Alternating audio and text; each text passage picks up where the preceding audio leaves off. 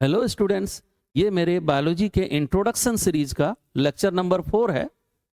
और वो बच्चे जो आज फर्स्ट टाइम मेरे इस चैनल पे आए हैं उनसे रिक्वेस्ट है कि वो पहले मेरे पिछले लेक्चर्स को देख लें और उसके बाद इस लेक्चर को देखें, जिससे कि उनके समझ में बात अच्छे से आएगी। ठीक है, तो चलिए स्टार्ट करते हैं लेक्चर नंबर 4। तो बाबू, पिछले लेक्चर में मैंने आपको पढ़ाया था रेस्पिरेशन के बारे में। ठीक है, और इसमें कुछ इंपॉर्टेंट पॉइंट्स थे, है ना। उसको जस्ट 1 मिनट में रिपीट कर दूं तो ध्यान से देखिए। हम क्या बताए थे आपको? रेस्पिरेटरी सबस्ट्रेट का जब रेस्पिरेशन के दौरान ब्रेक डाउन होता है या ऑक्सीडेशन होता है, या ऐसा कहें कि जब रेस्पिरेटरी सबस्ट्रेट का रेस्पिरेशन के दौरान बॉन्ड्स टूटता है, तो इससे जो एनर्जी रिलीज होगा बेटा, वो एनर्जी हमेशा कैसा रिलीज होगा? स्टेप वाइज रिलीज होगा। कभी भी वो एनर्जी साइमल्टेनियसली रिलीज नहीं होगा। ठीक है, जब भी रिलीज होगा वो स्टेप बाय स्टेप रिलीज होगा। ठीक है, एक और बात बताए थे आपको, है ना, क्या बाबू, कि ये जो एनर्जी रिलीज हुआ है ना रेस्पिरेटरी सबस्ट्रेट के ब्रेकडाउन से, इसको सेल कभी भी डायरेक्टली यूज नहीं करेगा। ठीक है, और ध्यान दीजिएगा इस रिलीज्ड एनर्जी का क्या होता है, तो more than 50% energy heat energy में कन्वर्ट कर जाता है, जो बॉडी टेम्परेचर के मेंटेनेंस में काम आता है।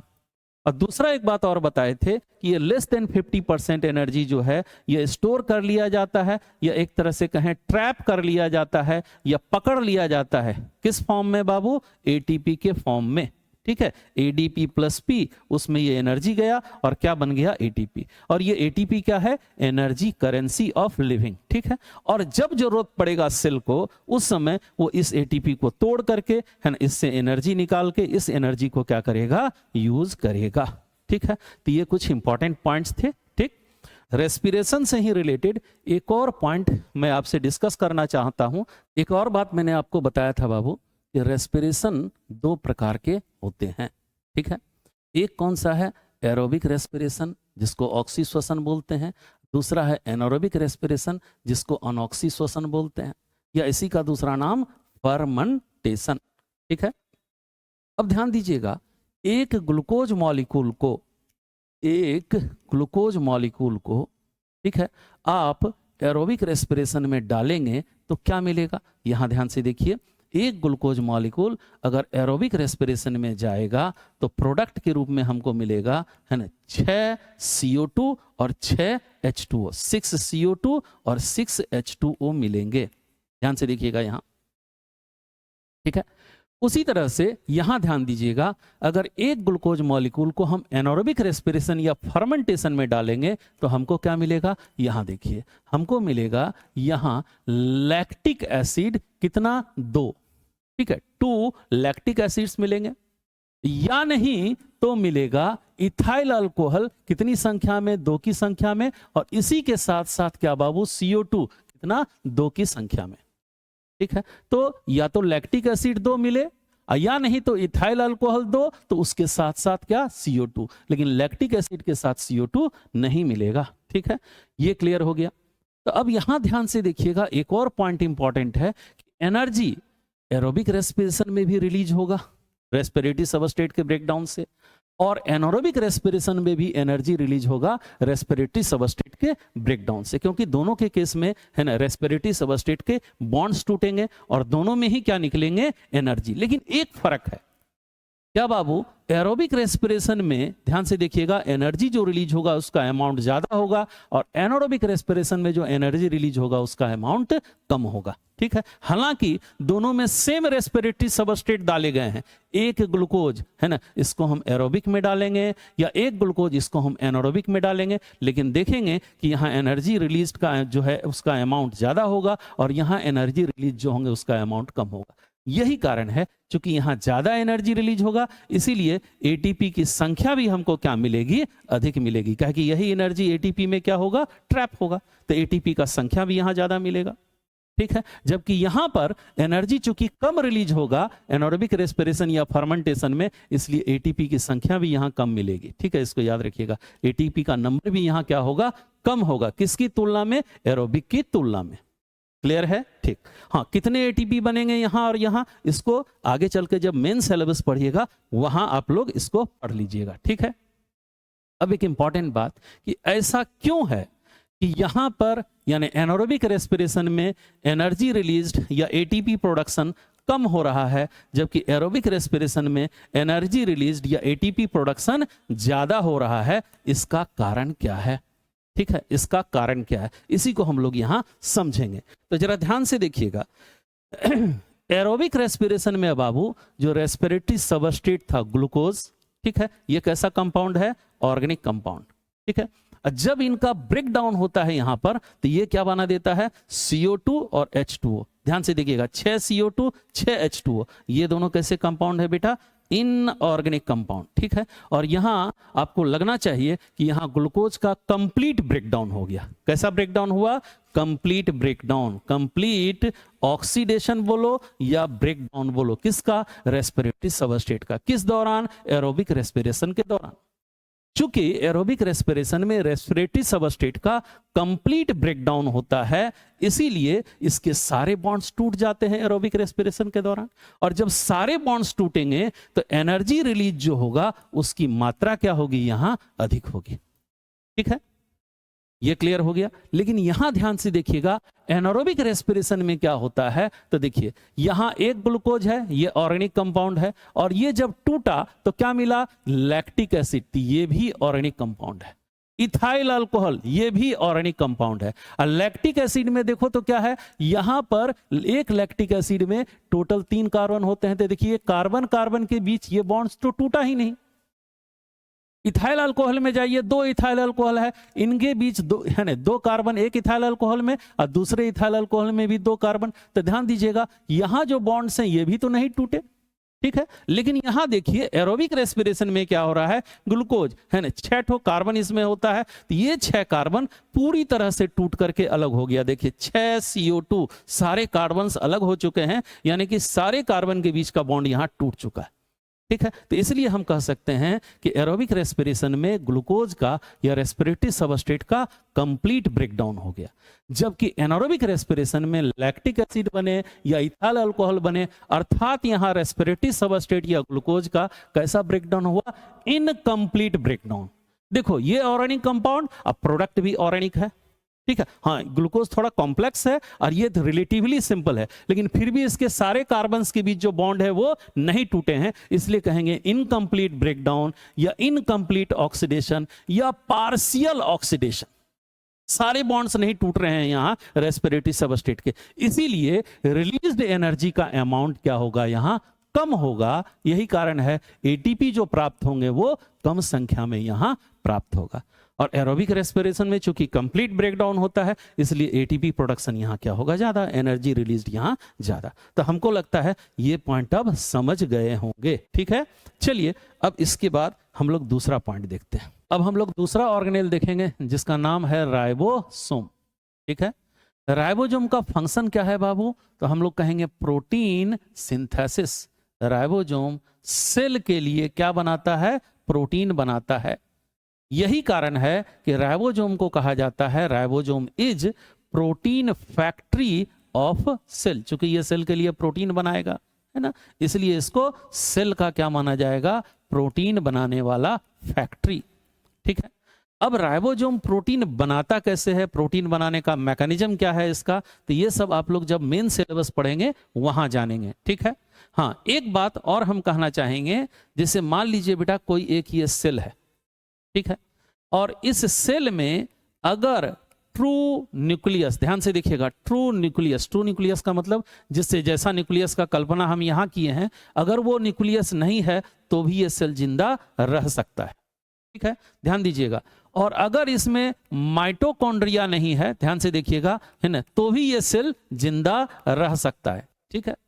अगर इस सेल में क्लोरोप्लास्ट नहीं है तो भी ये सेल, है ना, जिंदा रह सकता है। लेकिन एक बहुत इंपॉर्टेंट बात, अगर सेल के अंदर, ध्यान से सुनिएगा, राइबोसोम नहीं है ना, तो फिर ये सेल जिंदा नहीं रह सकता है, ठीक है। मेरा कहने का क्या मतलब है कि a cell cannot live without ribosome, कोई भी कोशिका बिना राइबोसोम के जिंदा नहीं रह सकती है।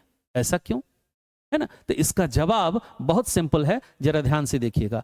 राइबोसोम जो प्रोटीन बनाता है, इसी प्रोटीन से सेल में क्या बनते हैं? एंजाइम। ध्यान से देखिएगा, क्या बनेगा? एंजाइम। ठीक, एंजाइम के बारे में आप लोगों ने पढ़ा होगा, अगर नहीं पढ़े हैं तो इसके बारे में आगे चल करके हम आपको और बताएंगे। थोड़ा ध्यान से देखिएगा। तो इसी प्रोटीन से क्या बनेगा? एंजाइम। ध्यान दीजिएगा, सेल के अंदर जितने भी एंजाइम्स होते हैं, ज्यादातर एंजाइम्स यानी किसके बने होते हैं? प्रोटीन के बने होते हैं। ठीक है, और इन एंजाइम का काम क्या है? तो सेल को जिंदा रखने के लिए जितने भी सेल में केमिकल रिएक्शंस होते हैं, वो इसी एंजाइम की मदद से होते हैं। ठीक है, बिना एंजाइम का, है ना, सजीव के कोशिका के अंदर कोई भी केमिकल रिएक्शन नहीं चलता है। ठीक, तो ध्यान से देखिएगा, कोशिका में जितने भी केमिकल रिएक्शंस होते हैं सेल को जिंदा रखने के लिए, उन्हीं को कहते हैं हम लोग मेटाबॉलिक, ध्यान से देखेंगे, रिएक्शन। ठीक है, या इसी को हिंदी में हम लोग कहते हैं उपापचय की प्रक्रिया।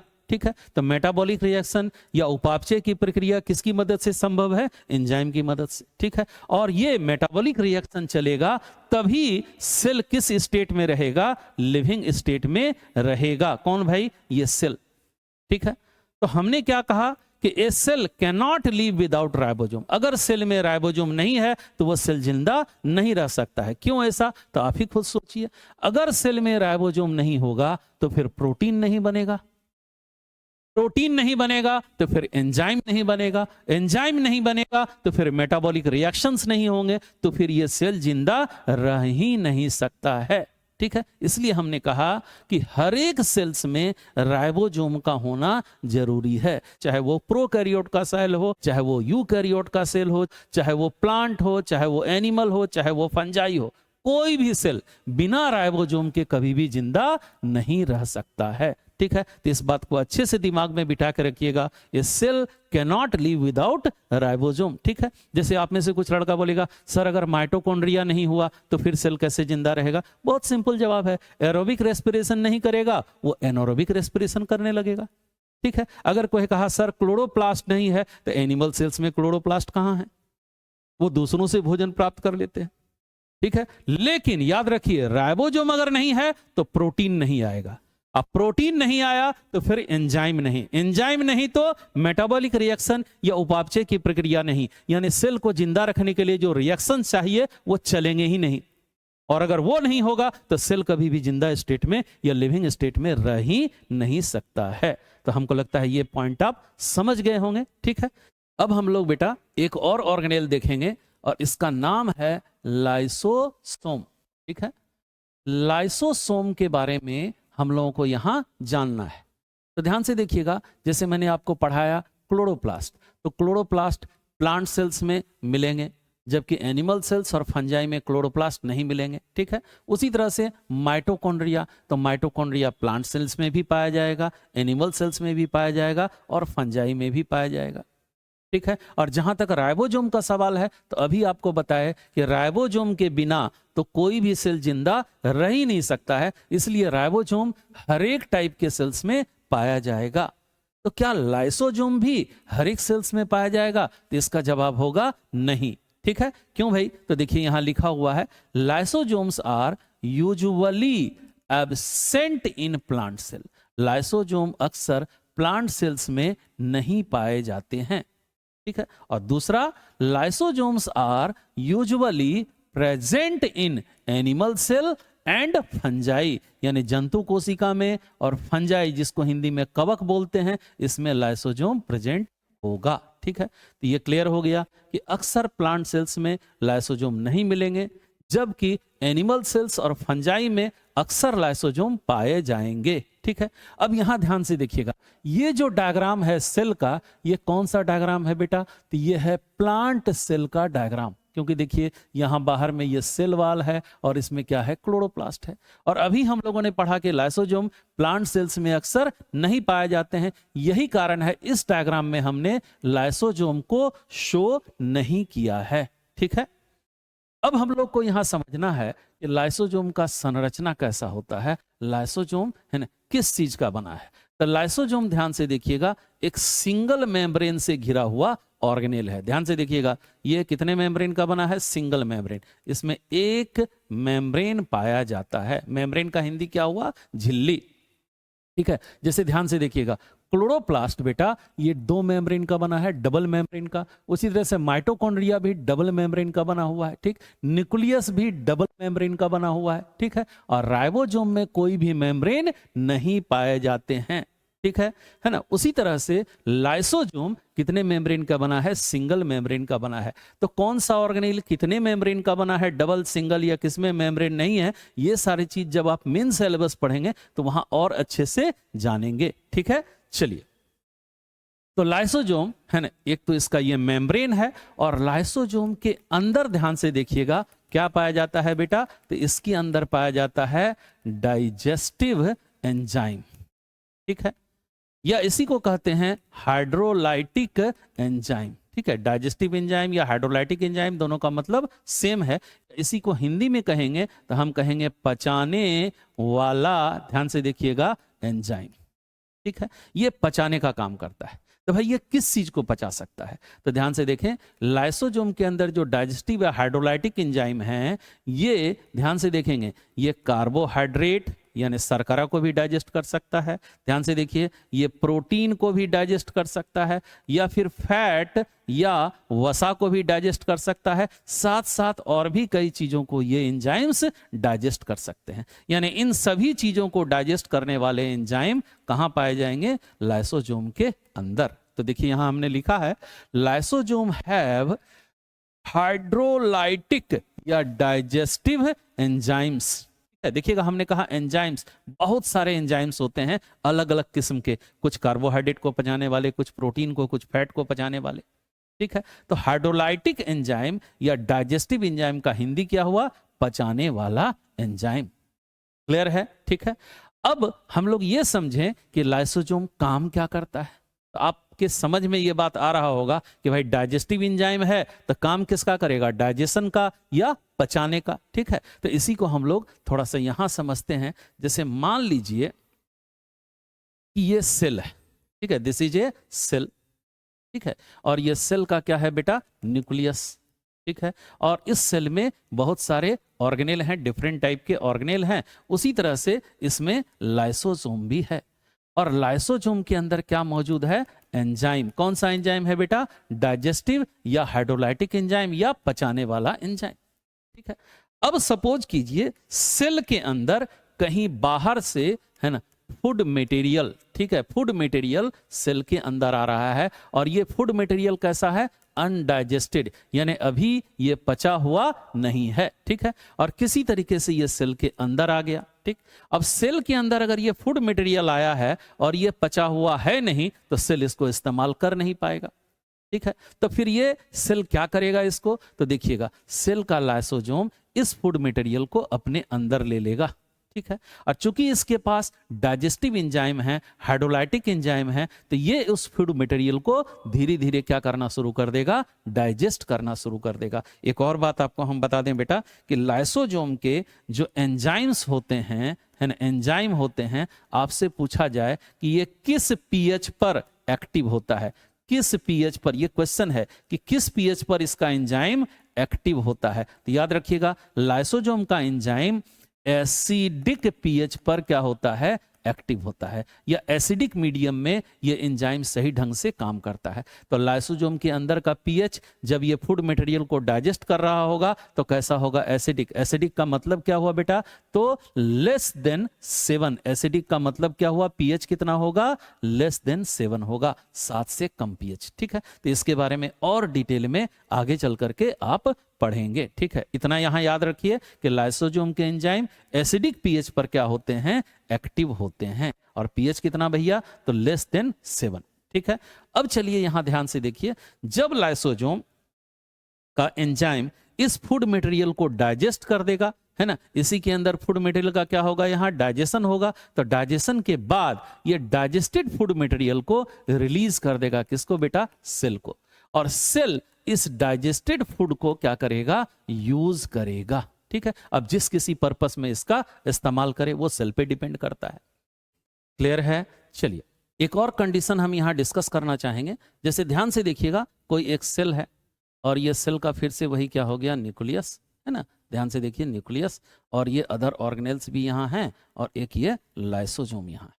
ठीक है, और लाइसोसोम में कौन सा एंजाइम है, हाइड्रोलाइटिक एंजाइम है। ठीक, किसी कारण से, सपोज कीजिए किसी कारण से ऐसा हुआ कि लाइसोसोम का जो हाइड्रोलाइटिक एंजाइम है वो लाइसोसोम से लीक होकर के कहाँ निकलने लगा, बाहर, सेल के साइटोप्लाज्म में आ गया।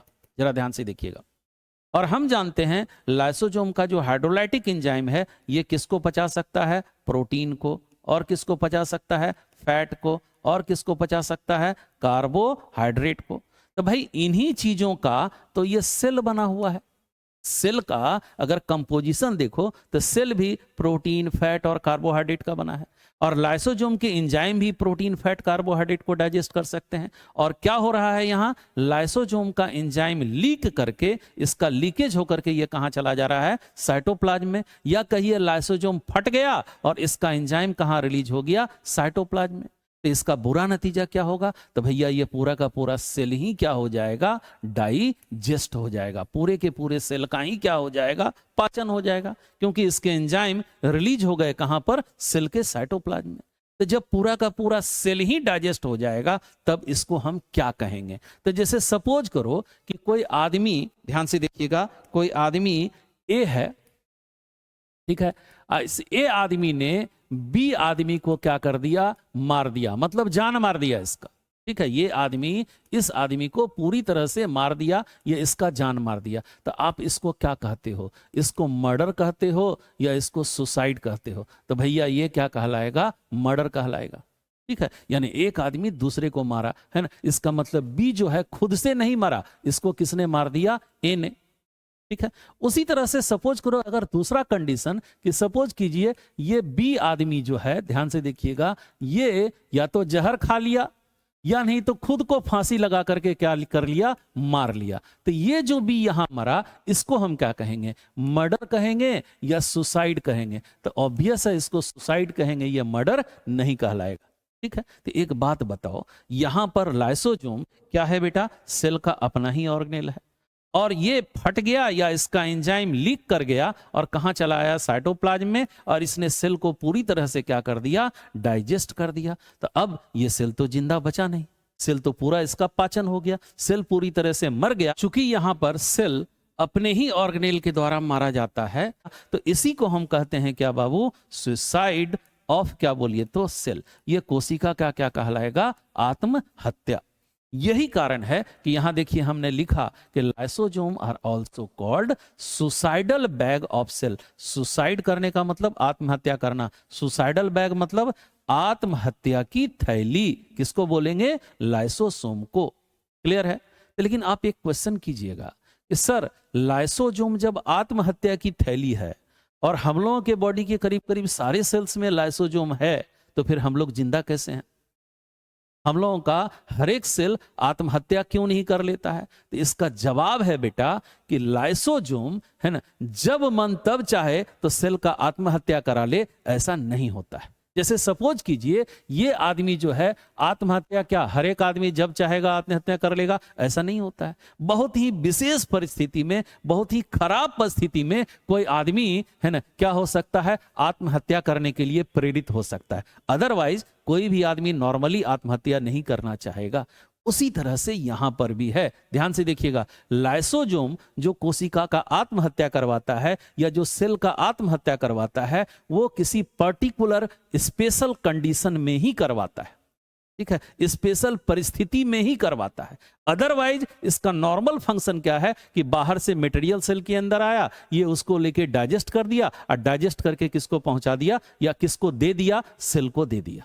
ठीक है, नॉर्मल कंडीशंस में लाइसोसोम आत्महत्या सेल का नहीं करवाएगा। आत्महत्या किसी विशेष परिस्थिति में जब उसका रिक्वायरमेंट होता है, जब उसकी आवश्यकता होती है, तभी सेल का आत्महत्या करवाता है लाइसोसोम।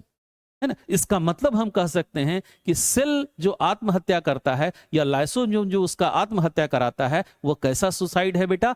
कंट्रोल्ड सुसाइड, है ना। हर एक सेल्स जब मन तब चाहे आत्महत्या कर लेंगे, ऐसा नहीं होता है, ठीक है। ये जेनेटिकली प्रोग्राम्ड मैकेनिज्म होता है कि किस सेल को आत्महत्या करना है और किसको आत्महत्या नहीं करना है, ठीक है। विशेष परिस्थिति में ही, है ना, कोशिका क्या करेगा? आत्महत्या करेगा। नॉर्मली इसका काम डाइजेशन से रिलेटेड है। लेकिन सवाल ये उठता है कि वो कौन से एग्जाम्पल हैं जहां हमको ये समझ में आए कि लाइसोसोम क्या करवाता है? सेल का आत्महत्या भी करवाता है। तो इसके कुछ एग्जाम्पल्स हम आपको समझाएंगे, लेकिन बेटा इस लेक्चर में ये संभव नहीं है, क्योंकि अगर मैं एग्जाम्पल में चला गया उस सुसाइड वाले एग्जाम्पल में लाइसोसोम के द्वारा, तो फिर ये लेक्चर लंबा हो जाएगा। इसीलिए मैं इस लेक्चर को यहीं पे एंड करता हूं और मिलते हैं नेक्स्ट लेक्चर में।